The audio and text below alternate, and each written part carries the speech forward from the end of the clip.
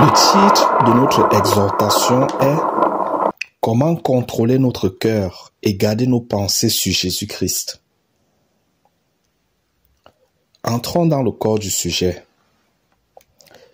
Notre cœur, pour qui il est facile de nous conduire à ce qui est mal que de nous conduire à ce qui est bien, et cela à cause de la faiblesse de notre chair qui coopère facilement avec le péché, avec la tentation, et qui communique à notre cœur ce péché, cette tentation, pour que nous le consommons en le mettant en pratique dans nos pensées, ou par notre bouche, ou par nos membres, ou dans nos actions, doit être contrôlé par nous-mêmes. Oui, notre cœur doit être contrôlé et géré par nous-mêmes. Chaque matin que nous nous levons, notre cœur a déjà emmagasiné des informations constituant notre routine habituelle pour nous les rappeler afin que nous les exécutons. Cependant, le Seigneur nous conseille de lui rendre grâce dans les moindres choses que nous faisons. Donc, dans notre routine habituelle, nous devons rejeter ce qui est mal et retenir ce qui est bon en rendant continuellement grâce à Jésus-Christ pour toutes choses bonnes que nous faisons.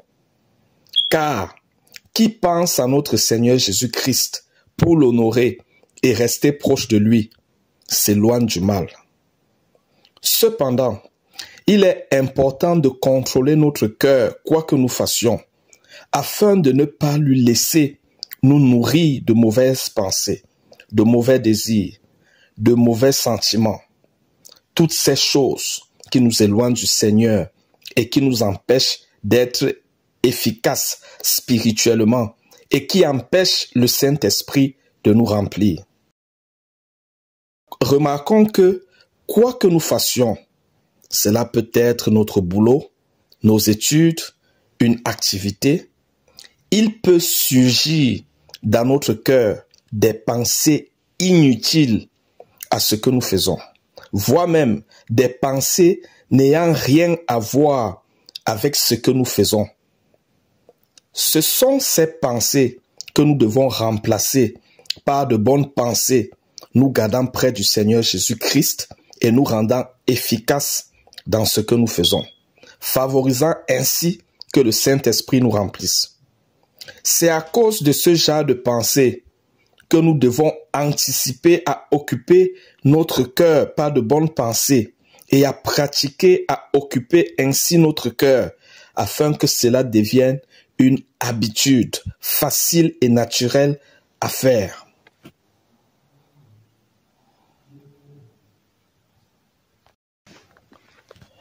Lorsque nous ne contrôlons pas notre cœur en lui imposant les pensées qui sont bonnes pour nous garder près du Seigneur Jésus-Christ, notre cœur lui-même, par les canaux de nos sens, de notre faculté à penser ou à nous souvenir, nous suggère des demandes pour que nous les exécutons.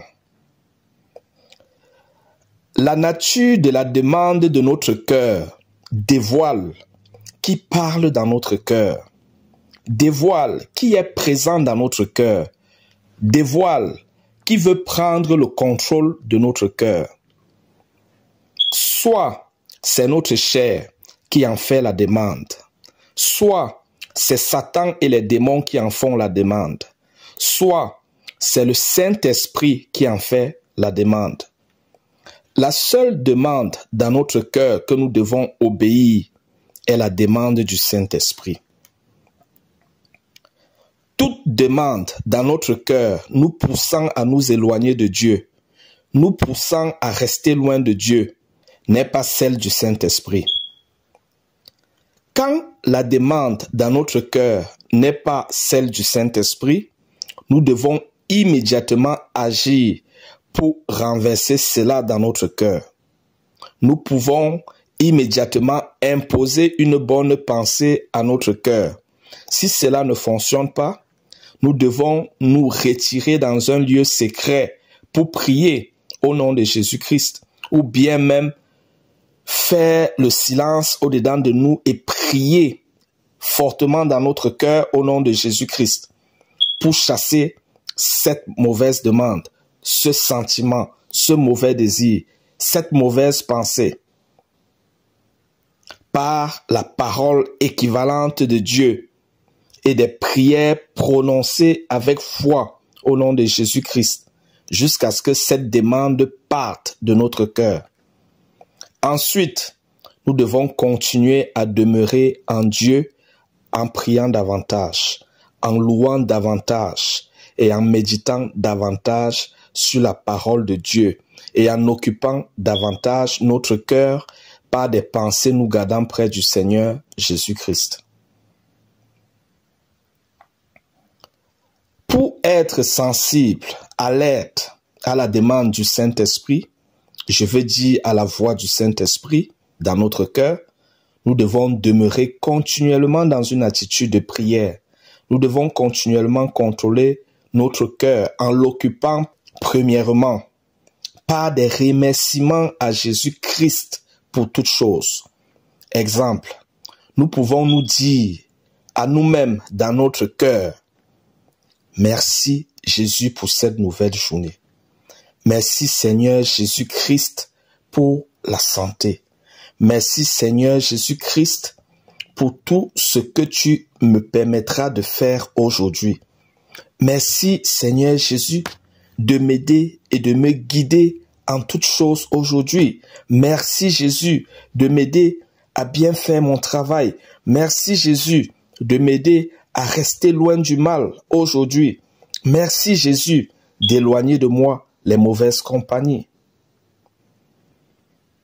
Deuxièmement, nous pouvons de même occuper constamment notre cœur par des bonnes paroles nous encourageant à rester proche de Dieu. Par exemple, nous répéter plusieurs fois dans notre cœur ces paroles. Je suis mort au péché. Maintenant, je vis pour Jésus-Christ. Je suis mort au péché. Maintenant, je vis pour Jésus-Christ. J'aime Jésus-Christ. J'aime Saint-Esprit. J'aime Jésus-Christ. J'aime Saint-Esprit. Seigneur Jésus, prends plus de moi. Donne-moi plus de toi. Prends plus de moi. Donne-moi plus de toi. Seigneur Jésus, prends tous mes ténèbres. Donne-moi ta lumière. Prends mes faiblesses. Donne-moi ta force. Prends mes défauts. Donne-moi tes qualités. Seigneur Jésus, remplis-moi d'obéissance à ta parole. Nous pouvons nous-mêmes formuler des bonnes paroles selon nos besoins et selon notre situation. Troisièmement, nous pouvons aussi occuper notre cœur par des versets bibliques, des psaumes, des louanges au Seigneur. Par exemple, « Réjouissez-vous toujours dans le Seigneur », je le répète, « Réjouissez-vous, que votre douceur soit connue de tous les hommes. Le Seigneur est proche, ne vous inquiétez de rien. Mais en toute chose, faites connaître vos besoins à Dieu par des prières, des supplications, avec des actions de grâce. Et la paix de Dieu qui surpasse toute intelligence gardera vos cœurs et vos pensées en Jésus-Christ. » Que tout ce qui est vrai, ce qui est juste, ce qui est pur, ce qui est aimable, ce qui est honorable, ce qui est vertueux et digne de louange, soit l'objet de vos pensées. Un autre passage biblique, « L'Éternel est mon berger, rien ne me manque. Il me fait reposer dans de verts pâturages, il me dirige vers ses eaux paisibles, il restaure mon âme, il dresse devant moi une table en présence de mes ennemis. Quand je marche dans un ravin d'ombre et de mort, je ne crains aucun mal, car tu es avec moi. Fidélité et bonheur me poursuivront tous les jours de ma vie, et je retournerai pour de longs jours dans la maison de l'Éternel. Merci pour votre attention et que Dieu vous bénisse.